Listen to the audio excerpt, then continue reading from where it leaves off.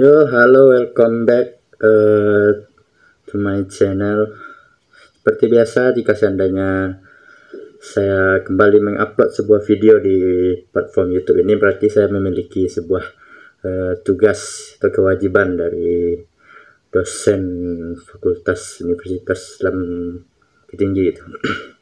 Baik, pada kali ini mungkin saya akan menjabarkan atau menyelesaikan sebuah kewajiban dari ujian akhir semester filsafat manusia, mata kuliah filsafat manusia, yang dengan dosen pembimbingnya yaitu Bapak Dr. Zulfan Taufik. Baik, pada kesempatan kali ini saya diberikan tugas untuk menjelaskan mengenai apa itu filsafat manusia dan ruang lingkup dan juga perbedaan filsafat manusia dengan ilmu antropologi lain. Baik, yang pertama mungkin saya akan menjelaskan terlebih dahulu mengenai apa sih itu filsafat manusia itu. Seperti pada pembahasan sebelumnya, filsafat itu kan sebuah metode berpikir filosofis, radikal, sistematis, universal, dan komprehensif. Jadi filsafat manusia berarti suatu kajian mengenai esensi dan eksistensi dari manusia itu sendiri, mulai dari pencarian makna hidup sampai kepada esensi dari manusia itu. Dan apa sih yang membedakan antara filsafat manusia itu dengan ilmu-ilmu seperti antropologi? Simpelnya itu, filsafat manusia itu dengan metode filsafat, seseorang itu mengkaji manusia dengan melihat dari sudut pandang spekulatif dan juga subjektif, tergantung dari pemikiran-pemikiran orang itu. Sedangkan dengan ilmu-ilmu seperti antropologi, sebuah ilmu pengetahuan itu kan harus teruji secara empiris terlebih dahulu gitu kan, atau lebih tepatnya teruji lah gitu pengetahuannya. Jadi ilmu antropologi itu mengkaji seperti evolusi dari manusia itu bagaimana gitu, seperti kajian-kajian biologi dari manusia itu. Sedangkan filsafat ini upaya pencarian pemakna hidup dari manusia itu seperti apa gitu. Jadi mungkin perbedaan mendasarnya itu dari sudut pandang pemikiran itu kan. Yang satunya subjektif, sedangkan yang satu lagi antropologi itu lebih bersifat empiris gitu. Dan filsafat manusia ini memiliki beragam teori gitu. Setiap filosof, setiap zaman, setiap era itu mempunyai masing-masing pemikiran dan teorinya sendiri gitu. Seperti contohnya pada masa klasik atau teori-teori klasik, ada salah satu filosof bernama Plato gitu kan. Pada era-era klasik ini berkisaran dari tahun 6 sebelum Masehi hingga tahun 6 Masehi gitu. Plato ini sebenarnya nama aslinya itu adalah Aristokles. Beliau pernah berguru kepada Socrates. Jadi pemikiran-pemikiran Plato mengenai manusia itu banyak juga yang mengadopsi dari pemikiran-pemikiran Socrates. Pemikiran-pemikiran Plato mengenai jiwa ini, Plato sendiri itu mengatakan bahwasanya manusia itu sebenarnya hanyalah sebuah sebuah cangkang yang digerakkan oleh salah satu esensi dari manusia itu yaitu jiwa gitu. Nah, Plato itu menerima paham bahwasanya jiwa itu ada itu. Akan tetapi walaupun jiwa tidak bersifat material, tetapi jiwa ini berfungsi sebagai penggerak daripada manusia, tubuh manusia itu. Simpelnya itu ya kayak mobil yang dikendarai oleh seorang supir gitu kan.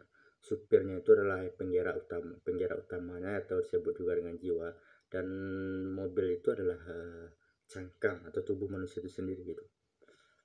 Lalu Plato juga memiliki pemikiran mengenai menganalogikan bahwasanya sebuah jiwa itu atau penggerak manusia itu seperti halnya dua ekor kuda hitam putih yang dikendarai oleh seorang kusir, dan kuda itu memiliki sayap.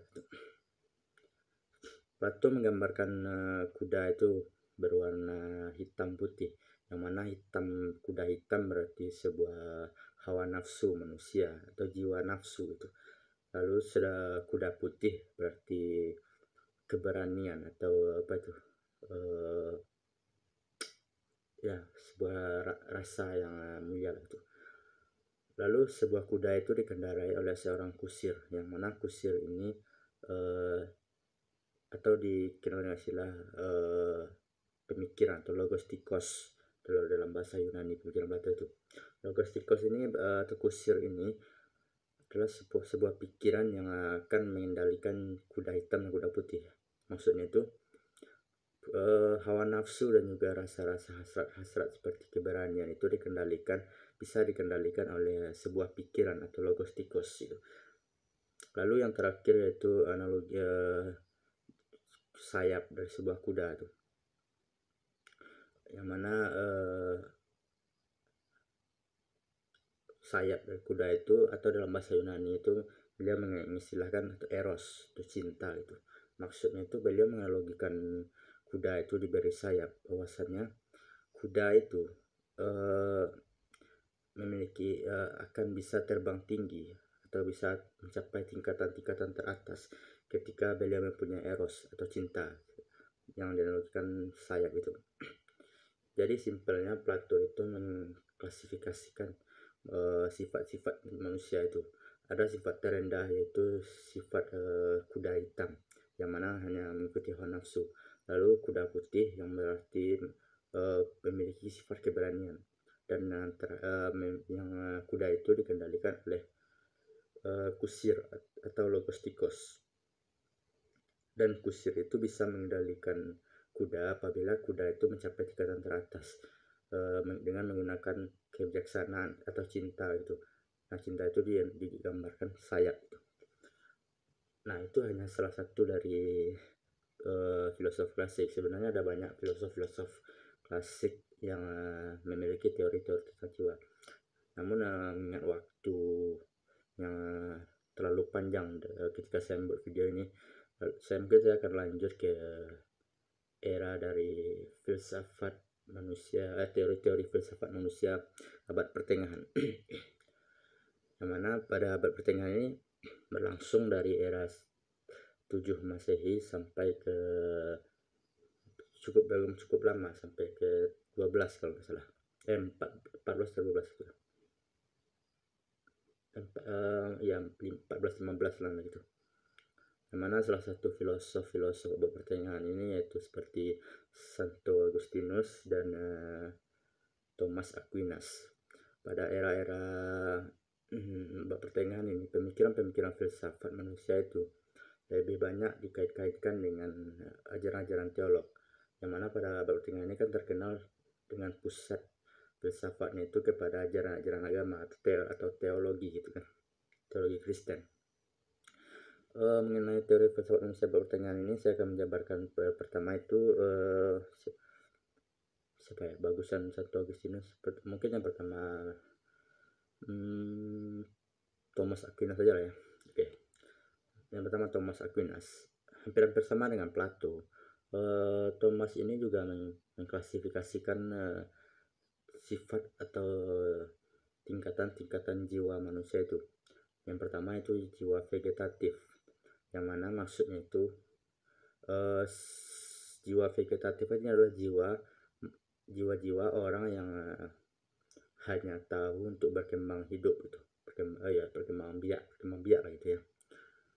Yang mana maksudnya itu seseorang manusia dalam tingkatan terendah itu adalah manusia yang hidupnya itu hanya untuk berkembang biak itu, bertumbuh dan berkembang.